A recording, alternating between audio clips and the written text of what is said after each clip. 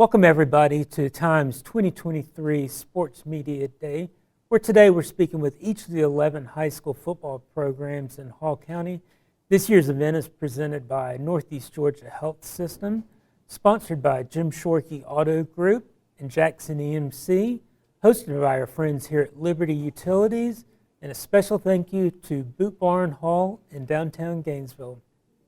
Right now we're joined by Johnson head coach William Harrell, who brought two of his players, four-year starters, Guillermo Rosales and Linus Griffith.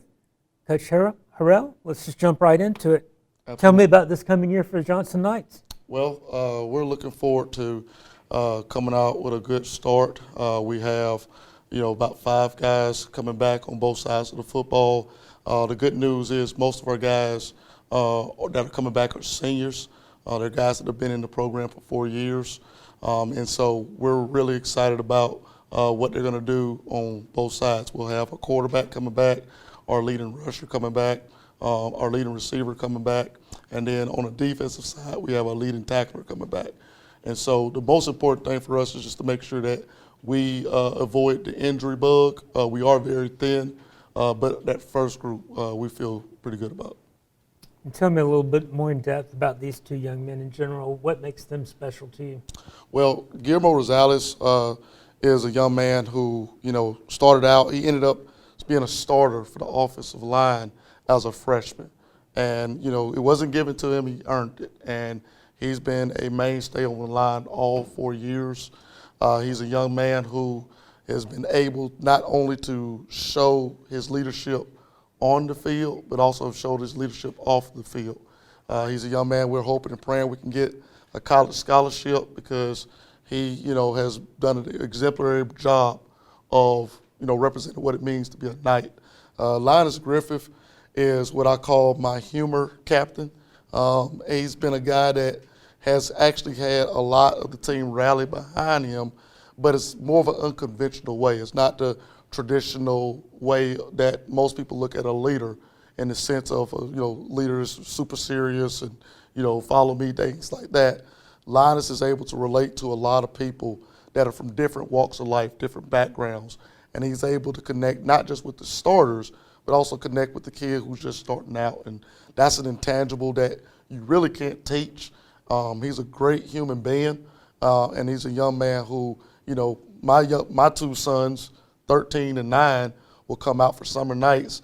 These guys are the guys that, they'll take them in just like they're part of the crew. And so very glad to have both of them. Open this question up to you two guys. Talk about the anticipation for this year, looking to get back in the win column. You were close a couple times last year. Talk about this year. Well, I really expect this year to close that gap of taking the next step in winning. Taking that step in winning and actually having the mentality that we can win.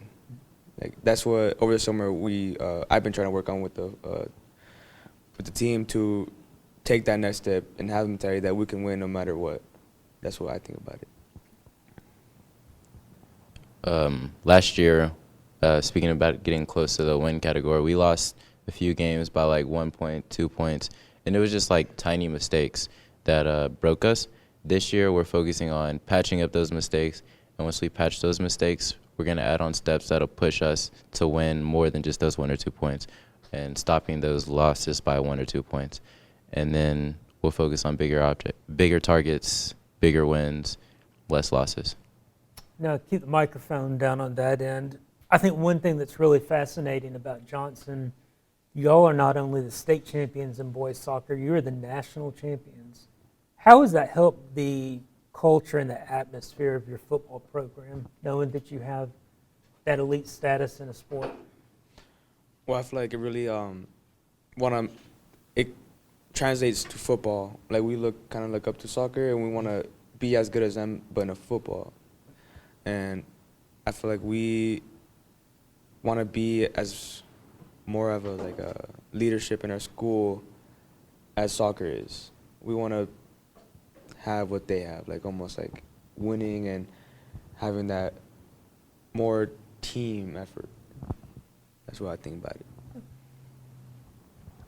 I think that we support the soccer boys. We ride behind them, just we support them, guns blazing. But at the same time, we want to make our own example for us. And coming out to play actual football games, we want to recognize our soccer team, but we want to be recognized for ourselves. So instead of living in their shadow, we're living up there with them. Awesome. And Coach Harrell, talk a little bit about this is the second year playing a non-region schedule. Do you think that's going to help build some sustained success with your boys? Yeah, I think for us, it was an individual decision as it pertains to a program. It was one of those things where, Tony Wagner, Jonathan Edwards, and myself all collaborated together to come to that decision for last year as well as this year. Moving forward, I'm hoping that there's some things done at the reclassification process to where we can look at, going back into region play. But it wasn't, anything in terms of looking at it to get us a better opportunity, as far as wins and losses. It was more so for the sake, in terms of, especially for football, when we make that type of decision, it's bigger than football. It's about all sports involved. And so when we look at that, we're looking at that from the standpoint of, okay, how is that going to benefit all of our sports programs? And so that's going to be the number one focus for us is the games we got in front of us, we're going to play. It doesn't matter who it is.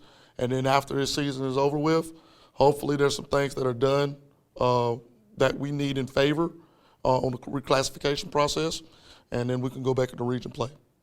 And Coach Harrell yesterday spoke at Rotary Club, and I thought made a very good argument for one of the issues that's big in high school sports with name, image, and likeness, where athletes could potentially get paid for their performance on the field.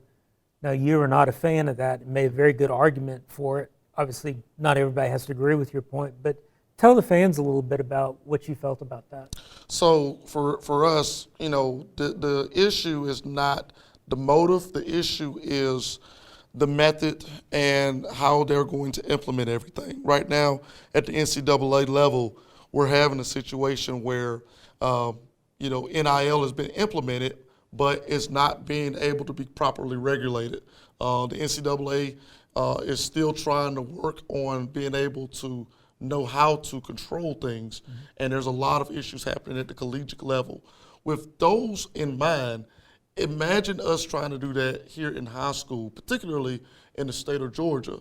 We have the Georgia High School Association that pretty much only has one person on staff to come around the entire state to check on eligibility.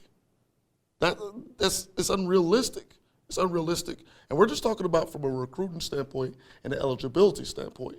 Now you add on to name, image, and likeness, where a 14 or 15-year-old is being compensated for their name, image, and likeness, and they are not even legal enough, they're not even old enough yet to work a legal job.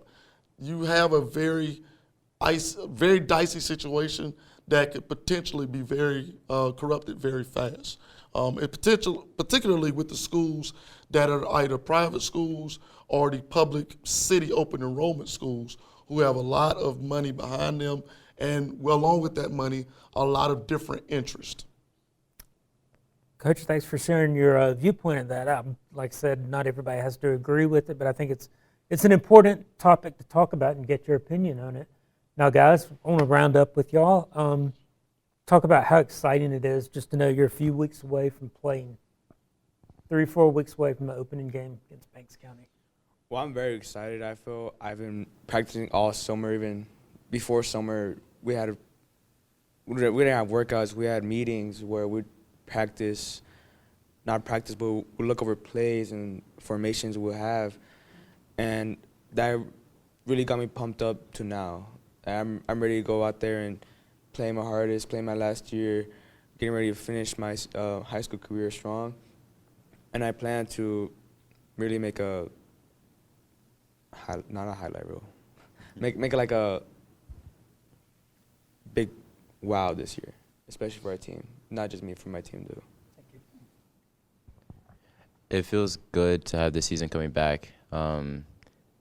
the love that I have for this sport is like you would think like I was delusional. I left the season last season, and every single day, like for the next month, I just watch my film, everybody's film over and over. And I still catch myself now. It'd be like 3 in the morning. I can't go to sleep watching film. And it just feels good to know that I'm at a point where I almost don't have to watch the film. I just have to go out there and play. I'm living that film. And that this will be film that me, my people, my friends, we could all watch the rest of our lives. All right, well spoken. Gentlemen, thank you for joining us again today. Again, Johnson will open this season on August 18th against Banks County. And keep an eye out for our print preview edition of the 2023 high school football season, where staff writer David Friedlander will have a story about each of the 11 schools in Hall County. Gentlemen, thank you very much. Thank you. Y'all are great.